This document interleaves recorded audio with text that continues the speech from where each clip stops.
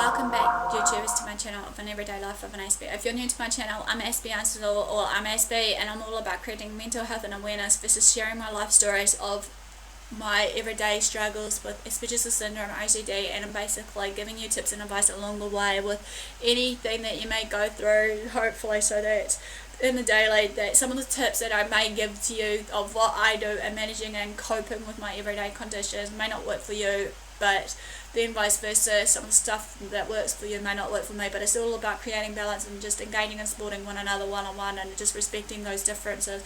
If anything, though, that's out of the ordinary of what I shared, seek second advice if need be, personal opinion on that advice of what I give you, because I know some of the stuff may not be always 100% accurate, so bear with me and all that, and I just humbly apologise.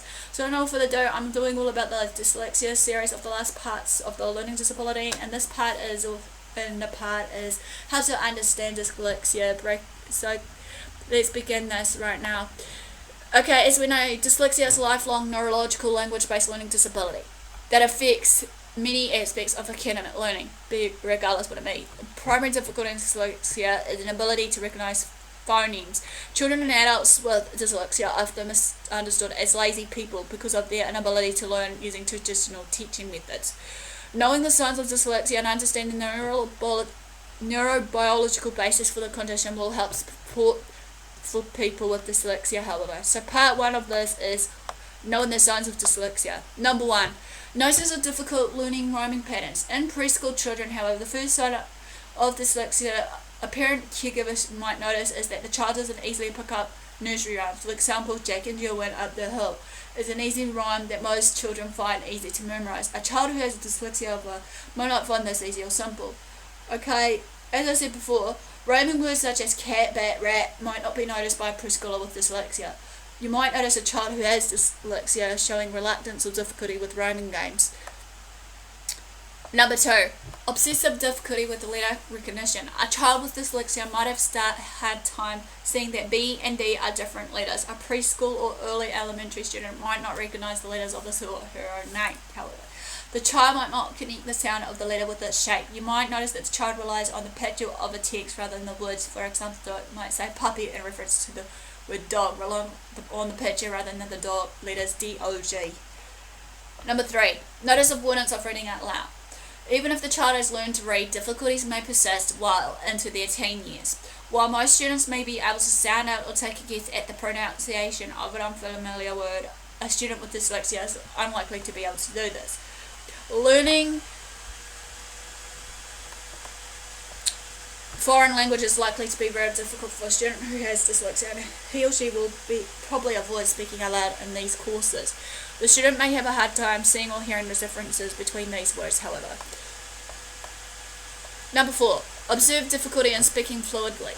Many people with dyslexia pause frequently as they speak. You might notice them saying or appearing nervous as they speak aloud. They might seem to struggle to achieve the appropriate word or use more general terminology such as stuff or things rather than the proper names for the actual word. Their spoken vocabulary is often much smaller than their listening vocabulary. They may understand much more of what's being said than they can express to you. Despite an average or above average intelligence, they may have difficulty participating in class. Number five, be aware of organisational challenges. Someone with dyslexia is likely to have weaker organisational abilities than some. These might show themselves through difficulties in ordering things sequentially. Their handwriting is often awkward and hard to decipher.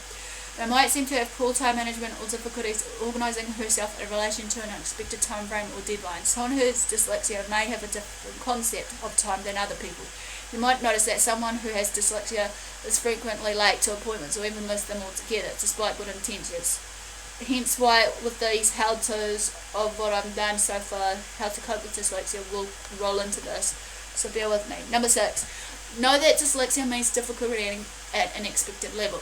This means that reading ability is not a sign of intelligence or lack of intelligence in a child who has dyslexia. Most children with dyslexia have above average or average intellectual abilities. Just keep in mind that a person's reading ability isn't an accurate reflection of his intelligence. You might start to notice other signs of intelligence often associated with dyslexia, such as creativity and excellent abstracting thinking skills. Often you might start to see strong skills developing in non-reading areas such as computers, visual arts, movies, music, or sports. Number seven, Pay attention to coping skills in teens and adults. If a person has unidentified dyslexia or undiagnosed dyslexia, regardless of what age, chances are he or she has developed a good number of coping strategies to minimise the struggles he or she has with reading. Some examples may include: someone who has dyslexia might be better at finding clues in pictures or illustrations to grasp that context. A person who has dyslexia might be able to be more than students to learn from listening to a presentation. He or she might even memorise what people say as a means of not having to write it down. A student who has dyslexia might be more attentive than most to what teachers and classmates say. So that is a quick one about how to go about the understanding more about dyslexia. Give me the likeful thumbs up, basically, for engagement. Feel free to comment below if there's anything you feel to share on this, or just comment below showing that you're engaging with me. Feel free to follow me on Twitter, Facebook, AspieAnswersAll. Feel free to just basically share these videos around to family, friends. For no further ado, do what you love what we do. Until next time, thanks for your support, thanks for watching, and I'll see you all again soon. Ciao.